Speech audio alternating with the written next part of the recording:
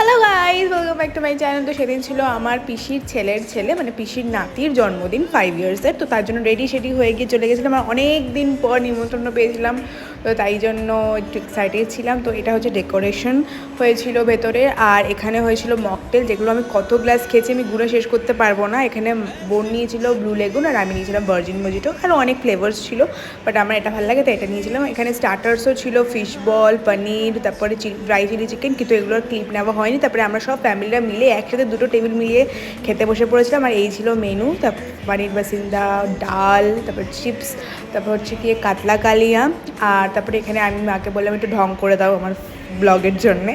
তারপরে এখানে সব থেকে মেন আইটেম হচ্ছে লাল লাল ঝাল ঝাল মাটন কষা, যেটা আমি অনেকগুলো খেয়েছিলাম, প্রায় 4-5 পিস তো খেয়েইছিলাম। তারপরে হচ্ছে কি চাটনি, পাঁপড়, আর হচ্ছে সন্দেশ মিষ্টি, এটা যেটা আমের ফ্লেভার ছিল, বাস। তারপর হচ্ছে আইসক্রিম। তো চলো টাটা, বাই বাই।